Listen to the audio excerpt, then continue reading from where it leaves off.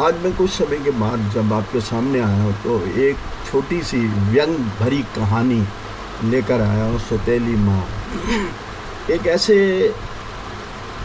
बच्चे की कहानी भी हो सकती है, एक सामाजिक दर्द भी हो सकता है। देखिए, माँ ने जन्म देते ही बच्चे को छोड़ के खुद चली गई। अब एक ऐसे घर में चली गई जो बिखरा हुआ था। एक 40 गज की ज़मीन में ना जाने 15-20 आदमी रह रहे थे। कमाने वाले कौन था कौन नहीं था, पर जो उसका असली बाप था उसके अंदर एक यौन शक्ति थी। वो यौन के बिना नहीं रह सकता था। बच्चे को पाले कैसे या क्या करे ये नहीं, बड़ी लंबी कहानी है, फिर भी मैं शॉर्ट में कुछ आपको बताऊंगा। उसने शादी रचने की कोशिश की। एक औरत को लाया कुछ वैदों के अनुसार कि मैं ये दूंगा, मैं मकान। अरे मकान तो है ही नहीं तेरे पास, 40 गज की ज़मीन है और उसको लेने वाले पता नहीं 10 बंदे हैं, तू कहाँ से दे देगा। जब उसको वास्तविकता पता चली तो वो औरत भाग गई। फिर बैठा रहा बेचारा, उम्र 45 साल हो गई, 46 साल हो गई। फिर कहा जाता है, सुना जाता है कि वो 3-4-5 हज़ार में कोई औरत खरीद के ले आया। औरत क्या कि जब किसी के घर में भी ये हालत हो कि लड़कियां ब्याही नहीं जा रही या एक बोझ हैं, तो वो उसको एक किस्म से माने कि शौक़ से नहीं बल्कि उसको भेज देते हैं, भाई किसी के मत्थे लग जाए वो औरत। वो औरत इतनी कोई सभ्य या समझदार नहीं होती, वो सिर्फ खाने के लिए आती है, वो अपनी से न पढ़ी लिखी होती है। अब देखिए, वो उसने भी अपने एक बच्चे को जन्म दे दिया। बाप की उम्र उससे कम से कम 35-40 के बीच में थी। क्यों? अब 2 लड़के जब सामने आए तो जो एक पहला लड़का था उसके साथ कैसा व्यवहार होना चाहिए ये आप समझ सकते हैं, और आपकी समझ में आ भी सकता है। हर चीज़ को मैं नहीं बता पाऊँगा, हो सकता है किसी के ऊपर लग रही हो, कोई कहता है ये मेरी कहानी है, कोई कहता है मेरी कहानी। मैंने किसी की कहानी मैंने तो अपने अंदर से ली है, सच्चाई भी है और एक समझ भी है। अब ये लड़का बेचारा सुनसान अपने मकान के दरवाजे के ऊपर खड़ा रहता था। आते जाते लोग तानाकशी भी करते थे, और प्यार करने वाला तो वैसे कोई था ही नहीं है, क्योंकि हर एक को उसके भविष्य अंधकार में दिखाई देता था। ठीक है, गवर्नमेंट के स्कूल थे, गवर्नमेंट के स्कूल खुले हुए थे, अच्छे गवर्नमेंट के स्कूल। मैं भी गवर्नमेंट के स्कूल में भी पढ़ा हूँ उस समय 6 आने 7 आने के पेज में, पर घर आके एक परिवार भी मिल जाता था। तो मैंने भी बहुत कुछ सहा है विकलांगता के कारण से। परिवार तो मिलता था पर ताने भी बहुत मिलते थे, बातें भी बहुत होती थी, ना जाने कैसे पढ़ाई होती थी कैसे नहीं होती, पढ़ता रहा। इसके दिल में क्या दर्द था या क्या गम था, उसके शहर में गेट पे बैठा हुआ या ये करता हुआ ये पढ़ता रहा। दूसरा बच्चा भी तैयार हो गया था पढ़ने के लिए। अब देखिए, पढ़ता पढ़ा हायर एजुकेशन भी ले गया। आज एक ऐसा समय है जबकि हर व्यक्ति अगर अपने मन से उसके अंदर एक आ जाए तो पढ़ सकता है। मैंने भी काफ़ी ऊंची शिक्षा ले ली, MA LLB तक ले ली। एक दर्द होना चाहिए पढ़ाई का, एक जोश होना चाहिए पढ़ाई का, तो वो पढ़ जाता है। पढ़ा, शक्ल नहीं थी, शक्ल भी गंदी थी, परिवार भी संपन्न नहीं था, रहने की जगह भी संपन्न नहीं थी, पर बाप को झूठ बोलने की शुरू से आदत थी। जब से उसकी पहली औरत मरी थी उस समय से वो बाहर जाकर झूठ ही बोलता रहता था। झूठ के सिवा उसने कभी सच नहीं बोला, बस चलता रहा झूठ। फिर एक और चीज़ भी थी, ऊंची दौड़ का घोड़ा, बस दिमाग में सोचता रहता है ऐसे हो जाए तो ऐसे हो जाएगा, ऐसे हो जाए तो ऐसे हो जाए, ऐसे हो जाए तो ऐसे हो जाए।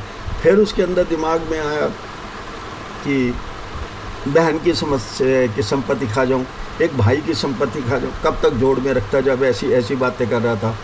बहन के बच्चे भाग गए, वो नहीं रहना चाहते थे, क्योंकि इसकी हर एक ताल के पीछे कुछ ना कुछ समस्या होती थी। बहन के पीछे भी खैर फैसले तो होने होते हैं, हर परिवार के फैसले होते हैं। ये देखना होता है कि फैसले धोखे से लिए गए या सच्चाई से हुए, क्या उनको साझीदार बनाया या उनको झूठ से अलग किया, ये सारी। अब देखिए, उसके बाद उसकी शादी भी हो गई झूठ के पुलंदे पर। कभी अपना ये धर्म बताते थे, कभी ये धर्म बताते थे, कभी वो बताते थे, कभी वो बताते थे। झूठ के पुलंदे पे उन्होंने शादी कर ली। मैं कोई अपना धर्म नहीं बताया, कोई अपना ये नहीं बताया, शादी होगी। क्योंकि कुछ ऐसे भी लोग होते हैं जो समाज में विश्वास करते हैं। उसका जो मिचौलिया आदमी था वो बड़ा सभ्य आदमी था एक शहर का। उसकी बात को मानकर लड़की के पिता ने शादी कर दी, कोई इसमें कोई हर्ज नहीं था। अच्छा, जब बार बार राज खुलने लगे तो भाई बड़े सिर में खींचने लगे। उनसे झूठ के पुलंदे पे लड़की को ऐसा फंसाया कि ये समझ लो कि लड़की को उसने माँ बाप से भी अलग करने की कोशिश की। और उसके बाद जब वो घर परिवार चलने लगा तो लड़की को तंग करना शुरू किया सौतेली माँ ने। गाली गलौज, भागा, ताने ये सब देने शुरू किए। अब लड़की भी बड़ी दुखी थी क्योंकि माँ बाप से तो लास्ट में भागी होके आई थी। उसकी समझ में कुछ नहीं आ रहा था, वो क्या कहे, उनको कह भी नहीं सकती थी। तो उसके अंदर जब ये बात चलन हुई, घर छोड़ गए, कभी उससे ये मांगे। और यहाँ तक नहीं, वो सौतेली माँ अपनी बात को मनाने के लिए अपना भाग जाती थी घर छोड़ के। जैसे बच्चे भागता है ना, लड़का भाग जाता भागी होके, ऐसे भाग जाती थी। कई पार्क में बैठ जाए, सारा घर पीछे लग जाता था। कहाँ गई देखता था, पार्क, रेलवे स्टेशन, वहाँ पे उसे ये, क्योंकि उसको एक गुमान था, पैसा। वो देखी थी जो लड़की करके आई है, बंद कर दो भाई इसको। तो उसको ये दुख था कि मेरे हाथ में पैसा क्यों नहीं देते, पैसा बस लेने चाहती थी बस इसे, और पैसा नहीं मिलता था। क्योंकि एक उन्हीं के घर के डॉक्टर ने कहा कि शादी के बाद अपना पैसा लड़की अगर इस औरत के हाथ में दे देगी तो सारी उम्र भिखारी रहेगी। ये सच था, नहीं पैसा मिला। कभी ये पहले महीने जब उसको ज्ञान था कि पैसा शायद मिल जाएगा तो वो दुखी थी कि सेब डाल के रोटी बना के देती थी।